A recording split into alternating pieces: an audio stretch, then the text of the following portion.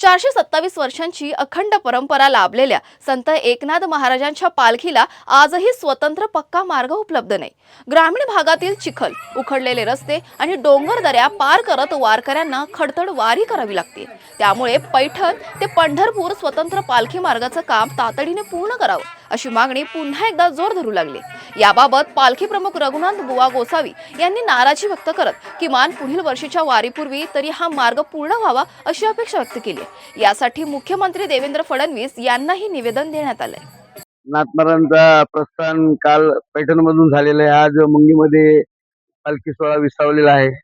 या ठिकाणी नाथ महाराज ज्या मार्गाने आलेले आहेत तो मार्ग अगदी अतिशय म्हणजे खराब झालेला आहे ना। शासनाने याचं महामार्गात रूपांतर केलंय, पण अनेक ठिकाणी अर्धवट राहिलेला आहे। ज्याची रुंदी पूर्वी 24 मीटर होती त्याची आता 18 मीटरवर शासनाने केलेली आहे। लोकांनी जमिनी दिलेल्या आहे, पण लोकांवर शासन म्हणतं की शेतकऱ्यांनी हा रस्ता अडवलाय। अशा प्रकारची कोणतीही नाही। शासनाकडे निधी नसल्यामुळे शासन हा 24 मीटरचा रस्ता 18 मीटरवर करत आहे। अनेक वर्षाची पालखी सोहळ्याची जी मागणी आहे ती शासनाने तात्काळ पूर्ण करावी। जो पालखी सोहळ्यासाठी लागणारा रस्ता आहे तो 24 मीटरचाच असावा, कारण की बरोबरचे वाहन आहेत, येणारे रोजचे जे वाहन आहेत, चालणारा समाज आहे। पालखीवर आता 40 दिंड्या चालतात, 40 दिंड्याबरोबरची वाहनं एवढ्या 18 मीटरवर हे अरुंद होणार आहे। धोकादायक असा रस्ता होईल।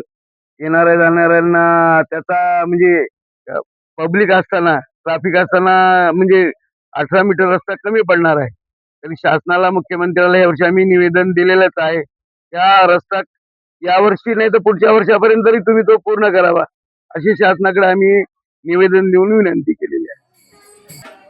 संतांच्या परंपरेचा आणि लाखो वारकऱ्यांच्या श्रद्धेचा मान राखत पैठण पंढरपूर स्वतंत्र पालखी मार्गाचं काम लवकरात लवकर पूर्ण व्हावं अशी अपेक्षा वारकरी व्यक्त करतात।